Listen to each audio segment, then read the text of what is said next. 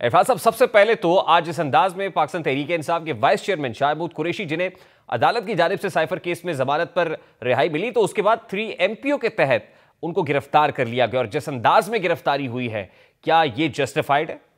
लेकिन मसला ये है कि मैंने तो जब फवाद चौधरी साहब की गिरफ्तारी हुई पिछले दिनों और उन्हें हथकड़ी डाली गई और उनके मुंह पे कपड़ा डाला गया, तो मैंने सेनेट में खड़े होके PMLN का नुमाइंदा होने के बावजूद एहतजाज किया था और मैंने कहा था कि ये रविश गलत है, क्यों हथकड़ियाँ डालते हो, क्यों इस तरह से करते हो, अगर किसी का कोई जुर्म है तो तरीके सलीके से काम करो। मैंने ये याद नहीं कराया था कि मुझे कैसे घर से घसीट के निकाला था इन्होंने 2019 में और मुझे कैसे हथकड़ियाँ डाली थी और मेरी बीवी को कैसे ज़ख्मी किया था। ये कहानियाँ अगर खान साहब के दौर में हो रही थी तो इस दौर में नहीं होनी चाहिए। मैं कल भी बुरा समझता था, मेरे गिरफ्तारी की या मेरे अमल की वज़ीर आज़म समेत, वज़रा समेत PTI के किसी नुमाइंदे ने कभी मजम्मत नहीं की थी। हम मजम्मत कर, मैं नहीं समझता हूँ कि ये कोई अच्छा, ये कोई महज़ब रियासत जो है उसको ऐसे करना चाहिए। मजम्मत की थी, बिल्कुल वो कंडेमनेबल था और हम आज भी उसकी मजम्मत करते हैं, लेकिन आज जिस अंदाज में ये सब कुछ हो रहा है, इरफान सिद्दीकी साहब, बड़ा सादा सा सवाल है, आज ये कौन कर रहा है और क्यों कर रहा है? ये मेरे इल्म में तो नहीं है कि कौन कर रहा है। उस वक्त, आजकल तो एक निगरान हुकूमत है, आप उनसे पूछिए, वज़ीर इत्तलाआत से पूछिए या कोई नुमाइंदा है तो उनसे पूछिए। मुझे इतना याद है कि मेरे 4 साल दौर में खान साहब की हुकूमत थी और खान साहब से किसी ने नहीं पूछा था, किसी अदालत ने नहीं पूछा था, किसी उनके नुमाइंदे ने नहीं पूछा था। लेकिन ये कोई दलील नहीं है कि कल अगर मेरे साथ ज़्यादती हो रही थी या दूसरों के साथ ज़्यादती हो रही थी या किसी पे चर्च डाली जा रही थी या किसी पे एफिड्रीन डाली जा रही थी, ये कोई दलील नहीं है। कल अगर गलत होता रहा है, खान साहब के दौर में बहुत सी गलत रिवायतें बनी हैं, उन्होंने खड़े होके कहा बिल्कुल, 2 wrongs के नेवर मेक राइट ना सर, ये जस्टिफाई, अगर कल गलत था तो आज भी गलत है। आप ये कह रहे हैं कि निगरां हुकूमत मौजूद है, निगरां हुकूमत से मुताल्लिक तासुर ये है कि वो नून लीग की B टीम है, क्या ये तासुर दुरुस्त है कि निगरां हुकूमत ही कर रही तो नून लीग की B टीम बन के कर रही? पे तो जो क़यामत आज तक टूट रही है, वो FIR दर्ज कराई थी खान साहब ने, वो पटिशन लेके गए थे सुप्रीम कोर्ट में, उसी पटिशन के तहत नाअहली हुई, उसी के तहत रेफरेंस बने, उसी के तहत सज़ाएँ हुई, उसी के तहत हम आज तक सज़ाएँ भुगत। हम तो नहीं गए यार, हम कहाँ गए हैं कोई केस लेके, भाई इनको तोशाखाना में पकड़ लो या इनको किसी और केस में पकड़ लो या इनको 190 मिलियन पाउंड में पकड़ लो। हमने कोई केस नहीं किया, हमने कोई FIR नहीं दर्ज कराई, ना ये हमारी A टीम है ना B टीम है। लेकिन मैं इसके बावजूद ये कह रहा हूँ, इससे ज़्यादा पता नहीं आप मुझसे क्या सुनना चाहते हैं, कि ऐसा नहीं होना चाहिए। महज़ब रियासत को ये ज़ेब नहीं देता है।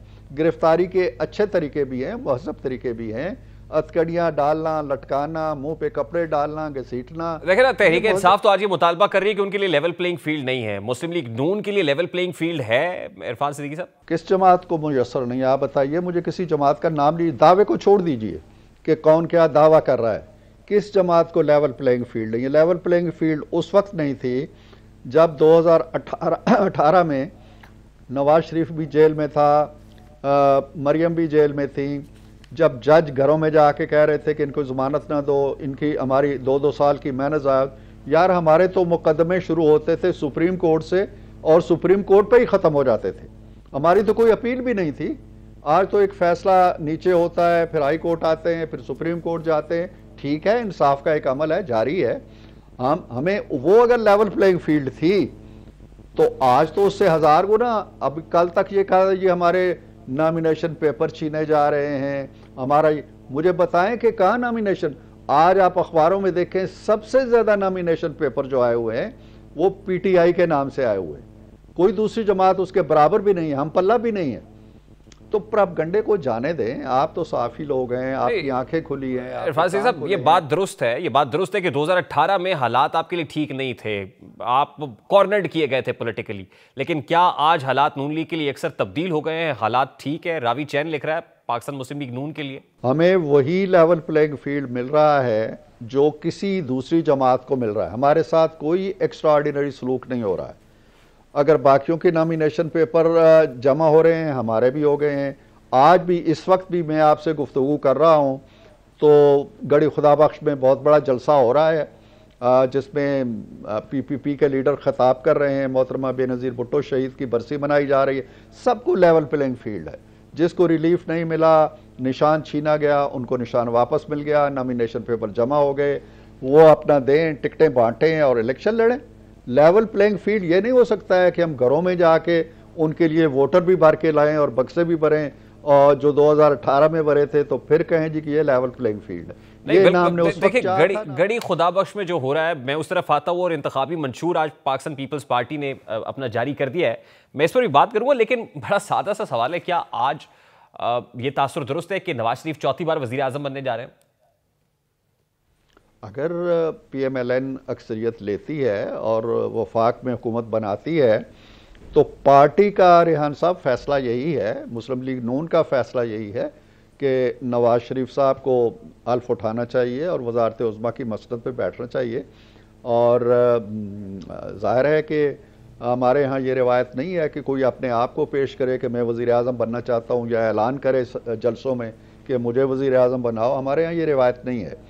तो जिसको पार्टी अभी तक जो फैसला है वो तो यही है कि मियाँ साहब होंगे। देखिए ना, ऑन ग्राउंड इस वक्त प्रैक्टिकली तमाम तो जमातें एक्टिव हो गई हुई हैं, लेकिन क्या वजह है कि पाकिस्तान मुस्लिम लीग नून अभी तक इनडोर कैंपेन चला रही है?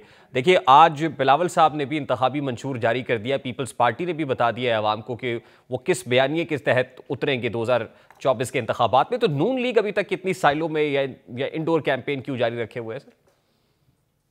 हम इंडोर कैंपेन हमारी कोई नहीं है, हम इलेक्टोरल कैंपेन के अंदर हैं। हमने मंशूर कमेटी बनाने के बाद हमने 40 ज़ैली कमेटियां बनाई जो मुख्तलिफ शोबों में काम करें। उन्होंने अपनी अपनी बड़ी एक्सक्लूसिव किस्म की और बड़ी वसी तर किस्म की मुशावरत की। उन्होंने अपना काम मुकम्मल कर लिया। फिर ये टिकटों की तकसीम का अमल शुरू हुआ। नवाज शरीफ खुद बैठे, पार्टी के सदर शहबाज शरीफ साहब बैठे, वो एक एक कैंडिडेट का इंटरव्यू किया। ये सिलसिला 2 या 3 दिन और जारी रहना है। तो by the beginning of January इंशाल्लाह आपको हम नज़र आएंगे, सड़कों पे भी नज़र आएंगे, जलसों पे भी नज़र आएंगे। और देखिए ना, आप इंतखाबी मंशूर कमेटी के सरबराह हैं। एक बयानिया था वोट को इज्जत दो, फिर उसके बाद मफाहमती बयानिया इस वक्त दिखाई दे रहा है। तो क्या ये बयानियों में शिफ्ट की वजह से नून लीग की मकबूलियत में कोई कमी वाकई हुई? अगर हुई है तो फिर आप किस इंतखाबी मंशूर के तहत खासतौर पर क़यादत को भी और नून लीग को कहेंगे कि मैदान में उतरना चाहिए, क्योंकि आप तो मंशूर कमेटी के सरबराह हैं?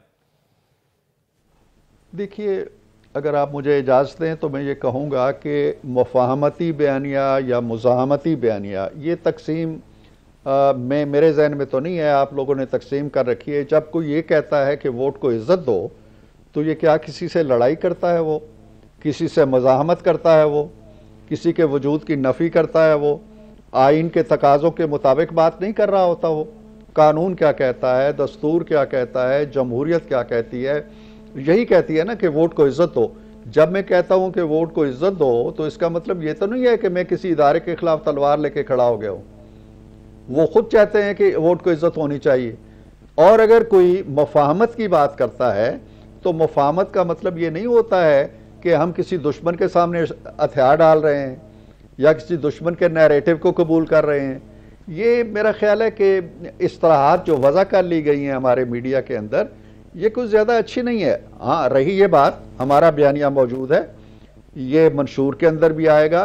वोट को इज़्ज़त का मतलब अवाम के वोट की इज़्ज़त अफजाई है, सिविल जो अथॉरिटी है उसकी सुपरमेसी है, आइन की सुपरमेसी है, पार्लियामेंट की सुपरमेसी है, जमहूरियत की सुपरमेसी है। हम इससे दस्तबरदार नहीं हुए और ना होंगे। ये हमारे नज़रिए के अंदर है, हमारी सरिश्त के अंदर है, हमारी खसलत के अंदर है। लिहाजा इससे हम दस्तबरदार नहीं हो रहे। रहा ये कि मुफाहमत, हमारी कभी किसी से कोई जंग नहीं थी। अगर कोई हमसे चुटकी लेता था तो लेता रहता था। हमने अगर कहीं पे किसी कोने खुदरे में जा खड़े हुए हैं दिफाई पोजीशन में, तो उसको भी जंग नहीं समझना चाहिए। ये एक ही मुल्क है यार, इसमें हम सब एक हैं। वोट को इज्जत दो को आप लोगों ने या मीडिया ने अगर ये समझ लिया है कि ये कोई फौज मुखालिफ नारा है या किसी और के मुखालिफ नारा है, लेकिन आप नहीं समझते कि दिफाई पोजीशन पर जाने से नून लीग की मकबूलियत में कमी वाकई हुई? हम दफाई पोजीशन सा, एक तो मैं समझ नहीं रहा कि दफाई पोजीशन से आपका क्या मकसद है। मैं ये भी नहीं समझ रहा कि हम अपने नारे की या अपने नज़रिए की या अपने उसूल की या अपने आदर्श की या अपनी रवायात की कोई नफ़ी करते हुए किसी ऐसी मफाहमत में चले गए हैं जिसे सरेंडर कहना चाहिए या दस्तबरदारी कहना चाहिए अपने नज़रिए से। ऐसा तो है नहीं। हमारा वोट बैंक जो है इस चीज़ को समझता है। आज भी आप जो अभी होले होले सर्वे आना शुरू हो गए हैं, वो आप देखिए देखिए जो जो जो वोटर होता है ना, वो इन बहस व तमीज़ में बहुत कम पड़ता है। वोटर को वो महंगाई चाहिए जो नवाज शरीफ के दौर में 3% थी और आज आप 44% पे ले गए। नवाज शरीफ के ज़माने के बिल चाहिए उन्हें। नवाज शरीफ के ज़माने की 50 रुपए किलो चीनी चाहिए लोगों को। नवाज शरीफ के ज़माने की गैस के बिल चाहिए आपको। बयानिए आपके धरे रह जाएंगे। ये आपकी मेरी बहस मुबाहिसे के लिए है। जाके गली में पूछें कि बयानिया क्या है, वोट क्या है, दूसरा क्या है। लीस्ट बादर्ड लोग नहीं है बादर्ड। लोगों को अपने इश्यूज चाहिए। नौजवान को रोजगार चाहिए, खातीन को इज्जत चाहिए, अपने नामूस की हिफाजत चाहिए वर्किंग प्लेसेस के अंदर, और रोटी चाहिए, दाल चाहिए, बच्चों की फीस चाहिए, वालदैन का इलाज चाहिए। These are the issues. और ये नवाज शरीफ की हुकूमत ने शाहबाज मैं इरफान साहब मकबूलियत के हवाले से अपने जरा सवाल को रिफ्रेज कर देता हूँ ना। असल में कुछ सियासी अकाबरीन भी, फैसल वोडा साहब का मैं नाम ले लेता हूँ, उनका कह रहा था कि सर्वेज की अगर बात की जाए तो नून लीग को खुला मैदान देखकर देख लिया है, लेकिन खाली मैदान में भी नून लीग चौथे नंबर पर आ रही है, तो क्या करें। तो पॉपुलैरिटी जिसकी तवक्को थी कि कायद मुस्लिम लीग नून आएंगे ऑन ग्राउंड तो पॉपुलैरिटी बहुत ज्यादा होगी, वो तो दिखाई नहीं दे रहा प्रैक्टिकली। मुझे नहीं मालूम कि किस उस तजिए का आप जिक्र कर रहे हैं, और अगर इससे भी ज़्यादा हम निचले नंबर पे आप दिखा दें, हमें कोई फ़र्क नहीं पड़ता। हमें अच्छी तरह मालूम है कि हम किस नंबर पे हैं, और हमें अच्छी तरह आवाम की पल्स का भी अंदाज़ा है, हमें अच्छी तरह आवाम की फीलिंग्स का भी अंदाज़ा है। हम आवाम के जो एहसासात हैं, जज्बात हैं, शऊर है, उस पर भी यकीन रखते हैं। इंशाअल्लाह अगर हमें वक्त मिला और 8 फरवरी के बाद मैं आपके साथ प्रोग्राम कर सका तो फिर इस पे बात करेंगे। अच्छा, लास्टली, अगर नून लीग हुकूमत बनाती है तो क्या मखलूत हुकूमत होगी इरफान सिद्दीकी साहब, या फिर single largest party Pakistan Muslim League Noon होगी? What are you looking eight?